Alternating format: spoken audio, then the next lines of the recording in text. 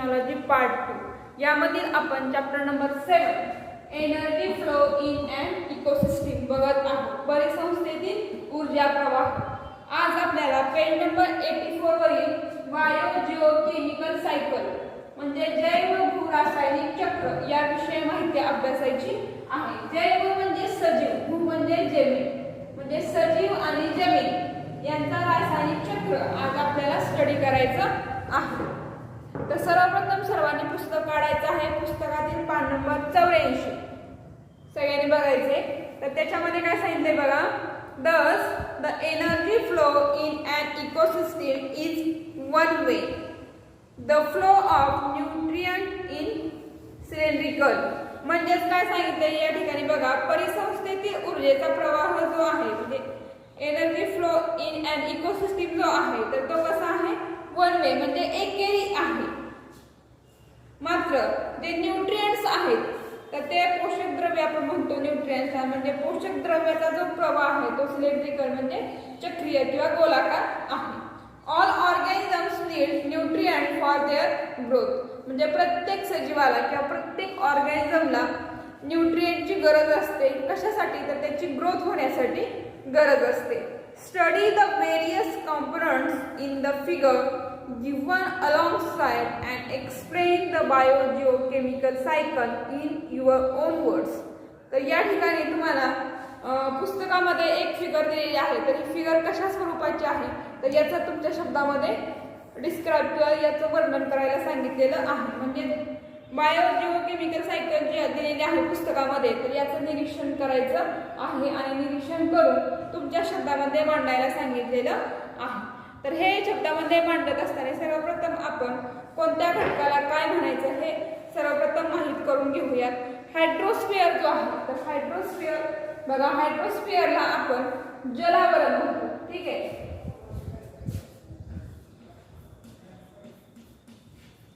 जलावरण. नंतर ऍटमॉस्फिअर म्हणजे वातावरण. इंटरॅक्शन म्हणजे यांच्यामध्ये होणारी आंतरक्रिया. ठीक आहे. नंतर तिथे पण ऍटमॉस्फिअर एन्व्हायरमेंट इंटरॅक्शन म्हणजे बघा वातावरण पर्यावरण यांची आंतरक्रिया. नंतर interaction of hydrosphere atmosphere lithosphere with the biosphere म्हणजे बघा इंटरॅक्शन म्हणजे आंतरक्रिया. आंतरक्रिया कशाची. जलावरण वातावरण पर्यावरण यांच्याशी होणारी आंतरक्रिया. नंतर लिथोस्फिअर. ठीक आहे. लिथोस्फिअरला इथं शिलावरण म्हटलं जातं. तर सगळ्यांना शब्दाचे अर्थ कळलेले आहेत. शब्दाचे अर्थ कळले असतील. आपण गेल्या वर्षी तुम्हाला झालेलं होतं जलावरण म्हणजे काय म्हणजे पाण्यामध्ये असणार वातावरण. नंतर वातावरण म्हणजे हवेमध्ये असणार. लिथोस्फिअर म्हणजे खडकामध्ये जे आढळून येतं तर ते हे सगळे आपण जे स्फिअर होते वेगवेगळे टाइप्स होते तर हे आपण अभ्यासलेले होते. तर याचं काय करते तुमच्या शब्दामध्ये वर्णन करायला किंवा डिस्क्राईब करायला सांगितलेलं आहे.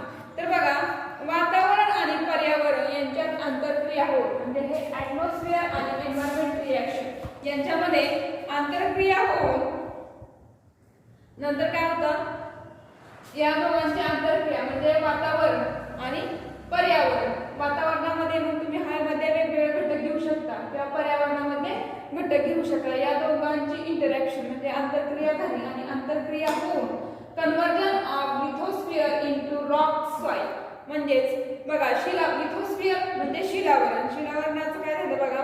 शिलावरणाच्या खडक माती नंतर वनस्पती या घटकांवरती त्याचा परिणाम होतो व पर्यावरणातील घटकांमध्ये आंतरक्रिया होऊन ते घटक मातीत आणि खडकामध्ये मिसळतात. नंतर त्या पुढे जाऊन काय सांगितलेलं आहे बघा. त्यानंतर जलावरण असेल नंतर वातावरण असेल पर्यावरण असेल किंवा शिलावरण असेल तर यांची काय होते जीवावरणाशी आंतरक्रिया होऊन ते घटक काय होतात परत वातावरणाशी मिसळतात. ज्या ठिकाणी जलावरण असेल किंवा वातावरण असेल यांच्यामध्ये आंतरक्रिया घडून येते त्या ठिकाणी आपली बायोजिओकेमिकल सायकल पूर्ण होते किंवा जैव भूरासायनिक चक्र आपलं पूर्ण होत आहे. म्हणजे या ठिकाणी हे जे वेगवेगळे स्फिअर आहेत तर यांची इंटरॅक्शन किंवा आंतरक्रिया होऊन कशाची निर्मिती होते, कशाची निर्मिती झाल्यानंतर कोणामध्ये आंतरक्रिया म्हणजे हे जे सर्कल आहे किंवा एक चेन आहे म्हणतो आपण सर्क्युलर, ज्याच्यामुळे पुन्हा पुन्हा ही रिॲक्शन जी आहे तर ती रिपीट होत असते. म्हणजे the cycle flow of nutrient within an ecosystem is called as biogeochemical cycle. म्हणजे बघा न्यूट्रिएंट्स म्हणजे पोषक द्रव्ये जे आहेत तर त्या पोषक द्रव्याच्या जे इकोसिस्टीम आहे तर इकोसिस्टीमच्या चक्रीय स्वरूपातील प्रवाह जो आहे म्हणजे हा चक्रीय स्वरूपातील जो प्रवाह आहे तर त्याला बायोजिओकेमिकल सायकल म्हटलं जातं. Nutrients necessary for growth of organisms are continuously transferred from abiotic to biotic factors and biotic to abiotic factors within an ecosystem. तर बघा पोषक द्रव्ये जे आहेत तर ते पोषक द्रव्ये जे आहेत सजीवांच्या वाढीसाठी अत्यंत आवश्यक असतात. म्हणजे पोषक द्रव्ये जे आहेत तर ते अजैविक, अबायोटिक म्हणजे अजैविक, अबायोटिक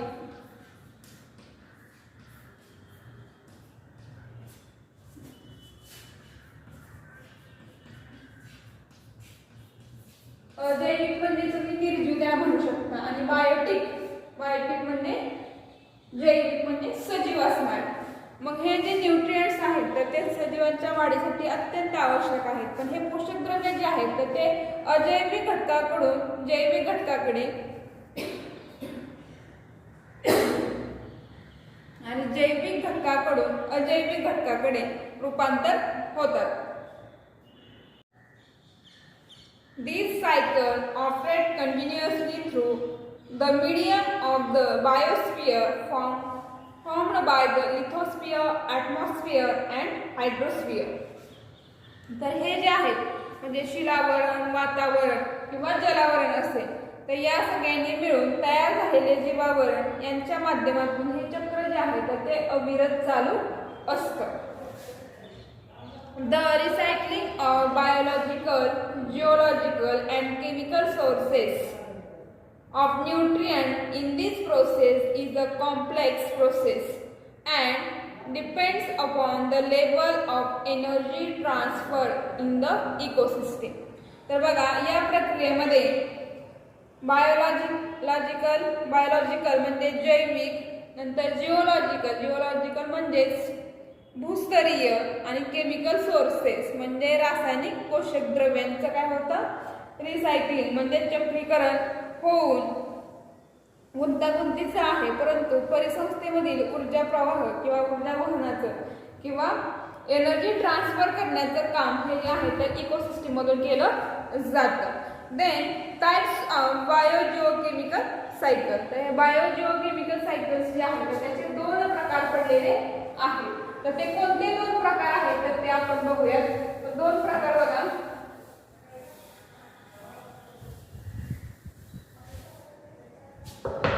त्यातला जो फर्स्ट दिलाय बघा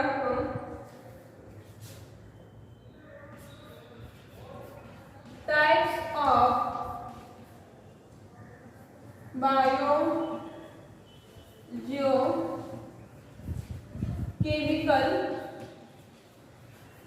सायकल.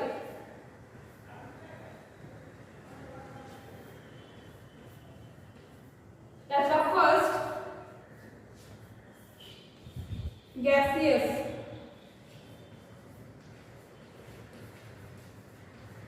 सायकल आणि दुसरा सेडिमेंटरी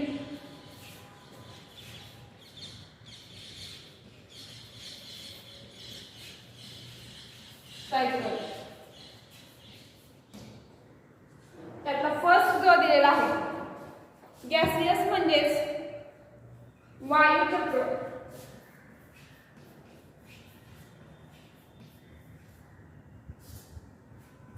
ठीक आहे, गॅसियस म्हणजेच वायू चक्र त्याला म्हणतो आपण. आणि दुसरं जे आहे सेडिमेंटरी त्याला अवसादन किंवा भूचक्र. अवसादन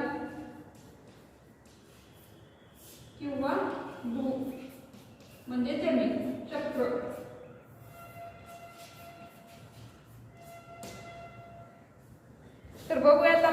पहिला पॉइंट तर and accumulation of the main abiotic gaseous nutrient material is found in the earth atmosphere. तर गॅसियस म्हणजे वायू चक्रामध्ये काय सांगितलेलं आहे बघा, मुख्य अजैविक वायुरूप पोषक द्रव्यांचे म्हणजे न्यूट्रिएंट मटेरियल जो आहे म्हणजे पोषक द्रव्याचे संचयन करून पृथ्वीच्या वातावरणामध्ये तो आढळून येतो. देन सेडिमेंटरीचं काय सांगितलं बघा, and accumulate of the main abiotic nutrient materials is found in soil, sediments and sedimentary rocks etc. of the earth. म्हणजे बघा मुख्य अजैविक पोषक द्रव्याचे संचयन किंवा स्टोरेज असेल तर ते कुठं आहे बघा, पृथ्वीवरील सॉइल म्हणजे माती, नंतर सेडिमेंट म्हणजे अवसादन, नंतर सेडिमेंटरी रॉक्स म्हणजे अवसादी खडक याच्यामध्ये आढळून येतं. देन गॅसियस सायकलमध्ये काय सांगितले बघा, इन्क्लूड्स नायट्रोजन असेल, ऑक्सिजन असेल, कार्बन असेल, carbon dioxide, water vapours etcetera. तर बघा गॅसियस सायकलमध्ये कोणकोणत्या घटकांचा समावेश होतो तर नायट्रोजन, ऑक्सिजन, कार्बन डायऑक्साईड आणि वॉटर वेपर म्हणजे बाष्प या घटकांचा याच्यामध्ये समावेश होतो. नंतर सेडिमेंटरी सायकल्समध्ये कोणत्या घटकांचा समावेश होतो तर यामध्ये बघा includes soil components like iron, calcium and phosphorus. म्हणजे मातीमध्ये आढळणारे जे घटक आहेत तर त्या घटकांमध्ये यांचा समावेश होतो. म्हणजे बघा आयर्न म्हणजे लोह सगळ्यांना माहीत असेलच, नंतर कॅल्शियम आणि फॉस्फरस इत्यादी घटकांचा समावेश याच्यामध्ये होतो. The gaseous cycle is spider cycle than the sedimentation cycle. तर ही जी वायुचक्र जे आहे तर ते वायुचक्र हे सेडिमेंटरी सायकल किंवा अवसादन चक्र जे आहे तर त्याच्यापेक्षा जास्त वेगानं घडतं किंवा फास्ट प्रोसेस आहे. फॉर एक्झाम्पल उदाहरण द्यायचं झालं तर इफ CO2 म्हणजे carbon dioxide has accumulated in an area, it is quickly dissipated with the wind or absorbed by plants. तर या ठिकाणी उदाहरण दिलेलं आहे बघा, एखाद्या भागामध्ये जर कार्बन डायऑक्साईड जास्त प्रमाणावरती जमा झाला असेल तर तो वाऱ्याबरोबर काय होतो, त्याचे विसरण किंवा वाऱ्याबरोबर तो पसरला जातो आणि वाऱ्याबरोबर तो हवेत पसरल्यामुळे वनस्पती काय करतात, त्याचं शोषण करतात. Climatic changes and human activities seriously affect the speed, intensity and equilibrium of these cycles. Hence, various aspects of these cycles are extensively studied nowadays. तर या ठिकाणी तुम्हाला काय सांगितलेलं आहे बघा, अवसादन चक्रापेक्षा हवेतील जो बदल आहे, हवेतील बदल असेल किंवा ह्युमन ॲक्टिव्हिटी म्हणजे मानवी क्रियांमुळे या चक्रांची म्हणजे हे जे आपण चक्र पाहिली होती तर वायुचक्र असेल किंवा अवसादन चक्र असेल तर या चक्रांची गती किंवा त्यांची तीव्रता असेल, इंटेन्सिटी म्हणजे तीव्रता असेल किंवा इक्वॅब्रिलियम म्हणजे त्यांच्यावरती होणारे संतुलन जे आहे तर त्यांच्यावरती त्याचा गंभीर परिणाम होतो आणि गंभीर परिणाम झाल्यामुळे या चक्रामध्ये वेगवेगळे जे घटक आहेत तर त्याची जी सायकल आहे तर ती अनबॅलन्स होते आणि अनबॅलन्स असल्यामुळे आजच्या काळामध्ये याच्यावरती म्हणजे वायुचक्र असेल किंवा अवसादन चक्र असेल तर याच्यावरती अभ्यास करणं अत्यंत गरजेचं आहे. वेगवेगळ्या ह्युमन ॲक्टिव्हिटीजमुळे वायुचक्र जे आहे ज्या वायुचक्रामध्ये असणारे घटक जे आहेत तर त्याचं प्रमाण कमी जास्त झाल्यामुळे मानवी आरोग्यावरती परिणाम होत आहे. सर्वांच्या लक्षात आलं असेल बघा. उर्वरित भाग आपण नेक्स्ट लेक्चरला बघूया. थँक्यू.